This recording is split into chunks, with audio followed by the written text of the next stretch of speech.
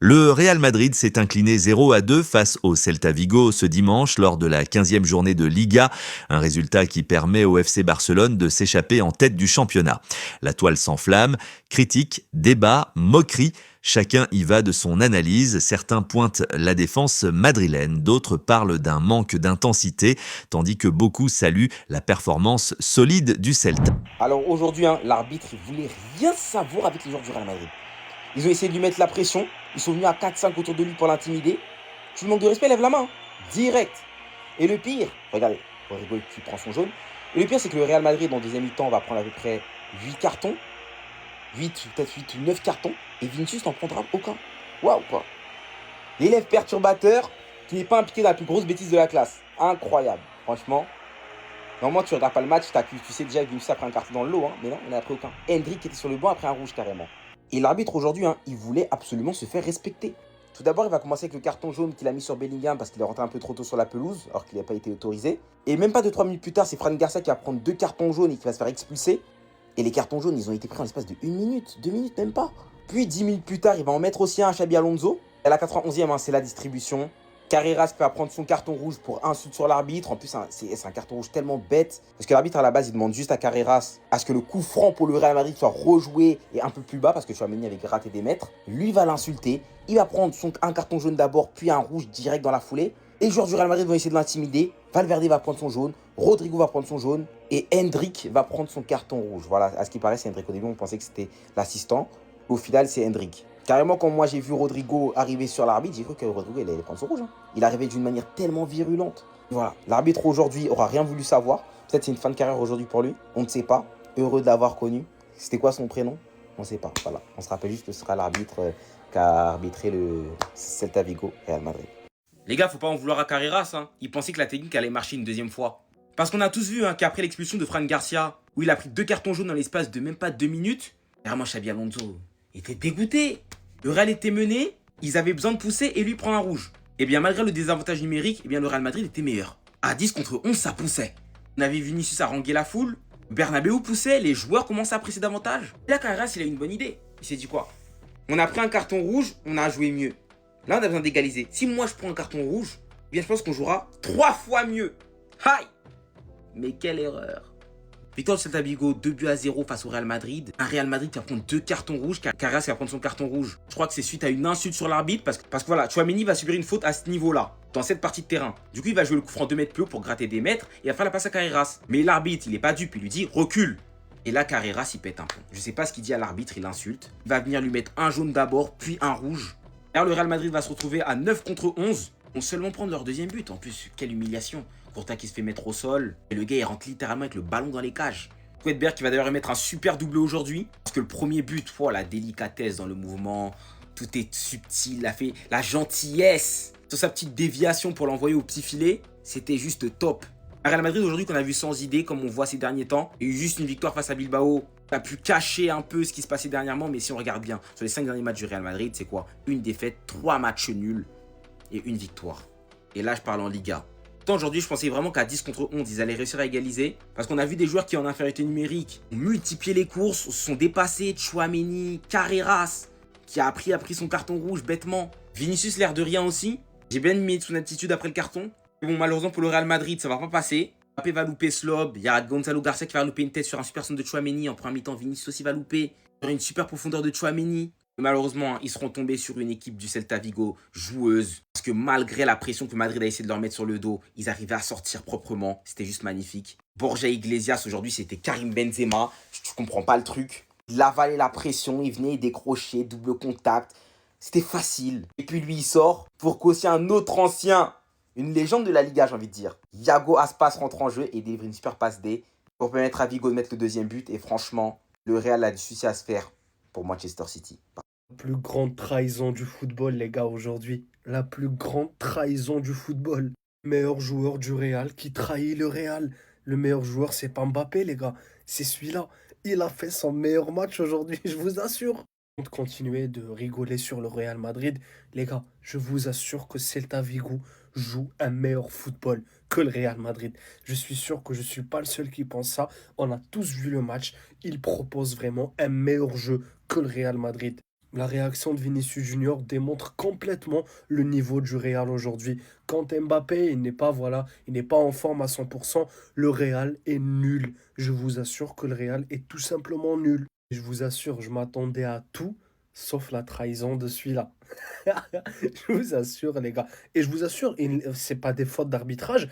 Tout ce qu'il a fait, c'est mérité pour le Real Madrid. Parce qu'ils se croient, ouais, on fait ce qu'on veut au Bernabéu. Bah voilà, vous êtes tombé sur votre meilleur joueur. Donnez-moi votre avis dans les commentaires. J'appelle ça un match catastrophique. Défaite, 2-0 face au Celta Vigo. C'était pas arrivé au Bernabéu depuis 2017. Carlo Ancelotti, pour vous dire, n'a jamais perdu contre cette équipe. Avant, on se demandait combien on allait leur en mettre. Maintenant, on prie pour essayer de faire match nul face à eux. Quand on vous dit que la Liga, ça va beaucoup trop vite, qu'il ne faut pas crier victoire trop tôt, 5 points d'avance pour le Real sur le FC Barcelone le 26 octobre. Aujourd'hui, on est le 7 décembre et ce sont les Barcelonais qui ont 4 points d'avance sur les Madrilènes. Xavi Alonso, c'est l'heure de partir. Avec tout le respect, tu as été un grand joueur du Real Madrid, un grand joueur de Liverpool, du Bayern Munich. Mais là, tu n'as pas l'aura d'un Zinedine Zidane. Tu ne peux pas te comporter comme le faisait ZZ dans le vestiaire. Ils ne t'écouteront pas. Ils ont déjà gagné une Ligue des Champions sans toi.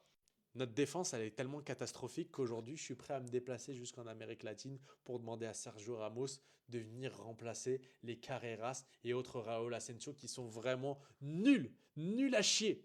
Et puis pour finir, big respect au Celta Vigo. Celta Vigo qui a très bien joué. Les débuts, mais ils sont monstrueux, exceptionnels. Il y a du Karim Benzema dans ce mec. Vraiment, les buts qu'il a marqués, ils étaient magnifiques à voir. Donc voilà, la hate watch des Barcelonais a fonctionné, des Madrilènes de l'Atlético également. Likez, commentez, partagez, vannez. Et n'hésitez pas à vous abonner, on va assumer. Eh les gars, on sait que le Real Madrid est en crise lorsqu'on voit ce genre de news circuler. Le Real accorderait tous les pouvoirs à Zidane s'il revenait comme entraîneur. Le club lui permettrait aussi d'être entraîneur de la France en plus de celui du Real Madrid. Ça veut dire qu'ils sont prêts à tout pour pouvoir remplacer l'horrible Xabi Alonso. Après Benitez en 2016, remake. C'est Zidane qui vient à la rescousse du Real Madrid. Lui qui a d'autres choses à faire, il a d'autres chats à fouetter. Il est occupé par un potentiel poste de sélectionneur de l'équipe de France. On voudrait lui faire cumuler des fonctions. Est-ce que vous pensez que c'est un député? Non, à un moment donné, il faut être sérieux. On a tous envie de revoir Zinedine Zidane. On l'aime énormément. C'est un des meilleurs coachs de l'histoire du Real Madrid. Mais je crois qu'il faut le laisser tranquille. Il faut le laisser tranquille. Il n'a rien à voir dans tout ça. Il ne reviendra pas. Il a d'autres projets. Il a réservé son temps pour l'équipe de France. Et c'est tout à son honneur. Mais je crois que le Real Madrid doit trouver une autre solution. Et ne doit pas aller chercher en plan B Zinedine Zidane. Xabi Alonso, ça ne l'a pas fait. Essayez de recruter Jürgen Klopp, même s'il n'a pas envie de venir. Alignez-vous sur ses demandes, sur sa masse, sur son salaire, sur ce que vous voulez. Mais faites quelque chose. Parce que là, ce soir, on a vu un désastre, on a vu un naufrage. Demain, on parlera de l'arbitrage. Lamine Yamal avait dit il y a quelques mois, ils volent et se plaignent. C'est ça leur truc. Et vous voulez rire? Vous savez ce qu'au Bernabéu ça scandait? Corruption au sein de la fédération espagnole. Donc comme je vous l'avais dit, attendez-vous demain à avoir plein d'informations Barça et Negrara, tout ça pour camoufler la prestation minable du Real à domicile face à l'ogre Celta Vigo. Parce que quand on les avait frappés, je m'en rappelle, il y en a qui m'ont dit calme, c'est que Celta Vigo, alors que c'était un match piège à l'extérieur. À domicile, vous arrivez même pas à faire les bails, vous prenez ce genre de but. Les gars, si je supportais Madrid, j'allais péter ma télé. J'allais péter ma télé. Il a couché Courtois, il est rentré dans les cages. Ça, c'est un but que tu mets sur FIFA. C'est la meilleure hate watch de l'année et je pense qu'on pourra pas faire mieux. Et vous savez, c'est quoi le meilleur, les gars? C'est qu'ils affrontent City la semaine prochaine. Là, vous allez voir Madrid faire tout un boucan, tout un bruit pour les cartons rouges. Alors que face à Elche, silence radio. Les matchs de Liga cette saison, on les a vus. Et vous allez pas nous faire croire qu'actuellement vous êtes derrière nous à cause de l'arbitrage parce que c'est faux. Enfin bref, sinon vous les gars, vous en pensez quoi? Ramenez-vous sur Snap Insta, on s'ennuie. Bon bah le Real Madrid ils auront été forts une mi-temps contre Bilbao hein, et puis ça va. Les Madrilènes c'est comment? Face à Bilbao on s'est dit ça y est, le grand Real Madrid est de retour. En fait c'était un coup de chance en fait. Finalement les lacunes sont toujours là. On a pu le voir ce soir, hein. C'est compliqué hein. Ça fait pas rêver hein. Défaite à domicile, Bernabéu, contre Celta Vigo, 2-0. Des joueurs avec énormément de tension. Regardez le nombre de cartons jaunes qu'ils ont pris. Ils sont pas sereins. Des joueurs très nerveux qui veulent mêler l'arbitre. Ils trichent et après ils se plaignent, comme d'hab. Non les gars, à un moment donné, franchement, le problème il est profond. Contre Bilbao, on a cru que... Mais non. Il y a quelques semaines, les gars, le Real, ils avaient 5 points d'avance sur le Barça. Aujourd'hui, ils en ont 4 en moins. Vous imaginez? Donc là, c'est un petit peu la crise côté Real Madrid. C'est compliqué, sachant que mercredi, ça joue contre Manchester City. Les gars, Xabi Alonso va commencer à trembler sur le banc. Pendant que les joueurs madrilènes, ils parlent avec l'arbitre, les joueurs de Celta Vigo, eux, ils jouent au football. Vous allez voir le 2-0, allez voir le but. Petit espace, tac, tac, petite passe dans le trou, ça va vite. Petite feinte à Courtois, c'est fini, au revoir. La clim. Si Villarreal y gagne, il passe devant en plus. Donc là, les gars, c'est chaud à Madrid. Xabi Alonso a encore beaucoup de boulot. C'est réel.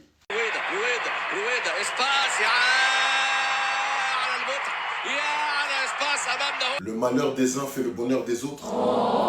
Permettez-moi de vous présenter le 14e de Liga, joué à FIFA Street au Bernabéu. 16e journée de Liga, le Real est à 4 points de retard face au Barça. Je ne sais pas quel argument les supporters du Real peuvent nous sortir aujourd'hui. De voir une prestation comme ça, c'est la honte. Même sous Ancelotti, c'était pas comme ça. C'est honteux. Honteux. Et quand je dis honteux, c'est...